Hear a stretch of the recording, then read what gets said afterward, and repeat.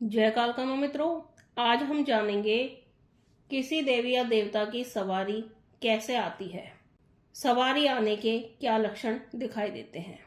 तो चलिए वीडियो शुरू करते हैं। उससे पहले अगर आप मेरे चैनल पर नए हैं तो मेरे चैनल को सब्सक्राइब कीजिए, बेल आइकन को दबाइए, जिससे मेरे आने वाली वीडियो का नोटिफिकेशन आप तक पहुंच जाए। वीडियो अच्छी लगे तो लाइक कीजिए, शेयर कीजिए और वीडियो को पूरा देखिए, जिससे आपको सारी जानकारी प्राप्त हो सके। देखिए, जब आपके ऊपर किसी देवी या देवता की सवारी आती है तो वो कई तरीके से आती है। एक सवारी वो होती है जो आपको किसी गुरु के माध्यम से प्राप्त होती है। जब आप किसी गुरु से दीक्षा प्राप्त करते हैं, उनके द्वारा बताए गए दिशा निर्देशों पर चलते हैं और उनकी सेवा करते हैं, तो वो आपको शक्ति प्रदान करते हैं। वो आपको किसी देवी या देवता की सवारी प्रदान करते हैं, तो आपको उनके माध्यम से किसी देवी या देवता की सवारी प्राप्त हो जाती है। दूसरी सवारी वो होती है जो आपको आपके घर में पीढ़ी दर पीढ़ी से चली आ रही होती है। जैसे आपके दादा को कोई सवारी आती थी तो वो आपके पिता पर भी आने लगती है और फिर आपको प्राप्त हो जाती है। तीसरी सवारी वो होती है जो आपके पिछले जन्मों से, आपकी पूजा से, आपके सेवा भाव से, आपके कर्मों से आपके साथ होती है। मतलब कि आप पिछले जन्म में किसी देवी या देवता की पूजा साधना करते थे तो वो उस जन्म में आपके साथ थी, तो इस जन्म में भी वो आपको अपनी भक्ति में लगाकर आपका मार्गदर्शन करके आपको सवारी के रूप में प्राप्त हो जाते हैं। और चौथी सवारी होती है वो होती है बिना गुरु की सवारी। ये आपको प्राप्त होती है आपकी पूजा से, आपकी साधना से, सेवा भाव से, आपकी सच्ची भक्ति से आपको प्राप्त होती है। तो आपकी पूजा पाठ से जो सवारी प्राप्त होती है उसका कोई नियमित समय नहीं होता है। वो कितने समय में आपको प्राप्त होगी वो सवारी के ऊपर ही निर्भर करता है कि वो आप पर कब प्रसन्न होगी। उसमें आपको 1 साल का समय भी लग सकता है, 2 साल का समय भी लग सकता है, या 6 महीने में भी आप पर प्रसन्न होकर आपको सवारी प्राप्त हो सकती है। वो आपकी सच्ची पूजा सेवा के ऊपर ही निर्भर करता है। जितना आप विश्वास, लगन, सच्चे भाव से भक्ति करोगे, वैसे ही सवारी आप पर कृपा करती है। वो आपके दिल से निकली भक्ति पर निर्भर करता है। जब आपका मन इतना ज्यादा कोमल हो जाता है कि आप अपने इष्ट को देखकर भावित होकर रोने लगते हो, बिना बोले ही भगवान को देखकर आप भावित हो उठते हो, तब समझो आपके अंदर परमात्मा का वास हो चुका है और आपको सवारी प्राप्त हो गई है। जब आपके इष्ट, आपके देवता आपसे प्रसन्न होते हैं तो सवारी के रूप में आपको उनका छोटा सा अंश प्राप्त होने लगता है। तो ये तो आपको सवारी के प्राप्त होने के तरीके मैंने आपको बताए हैं कि कितने प्रकार की सवारी होती है और सवारी कैसे आती है। अब बात करते हैं उन संकेतों की जिनसे आप जान सकते हैं कि आपके ऊपर किसी देवी या देवता की सवारी कैसे आती है। जो आपको आपकी सच्ची भक्ति, सेवा से, आपके कर्मों से, आपके भगवान में विश्वास से आपको प्राप्त होती है। देखिए, जब आपके ऊपर किसी देवी या देवता की सवारी आती है तो आपको ऐसे अनुभव होने लगते हैं जो सिर्फ आपको ही महसूस होते हैं।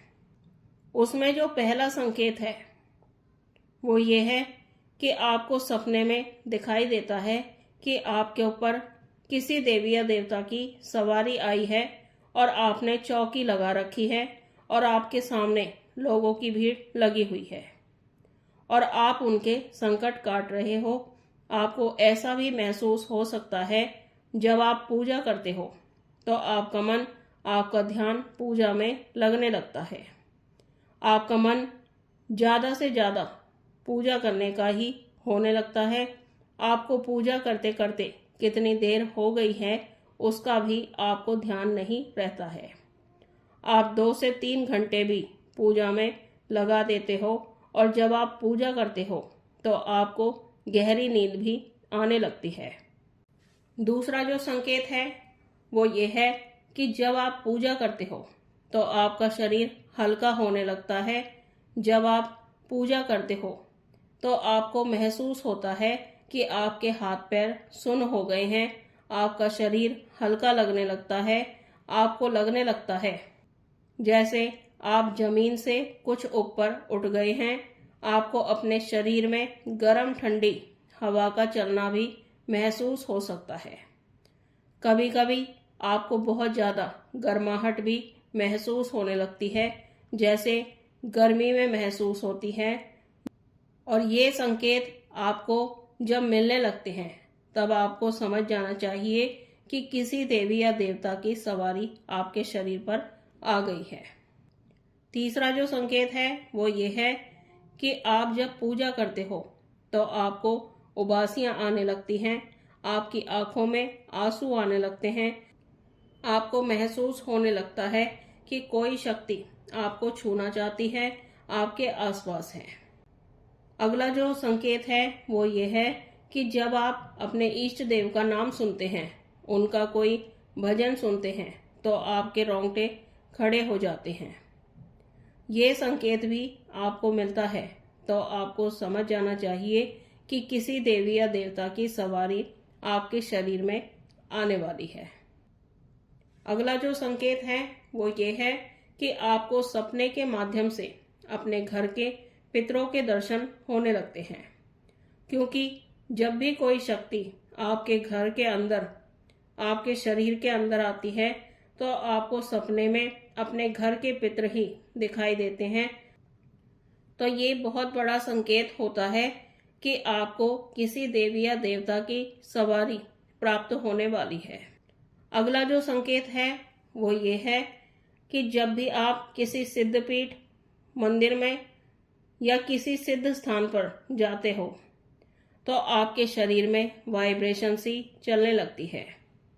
आपके शरीर के रोंगटे खड़े हो जाते हैं, आपका सिर घुमाने का मन होने लगता है, आपका झूमने का मन होने लगता है।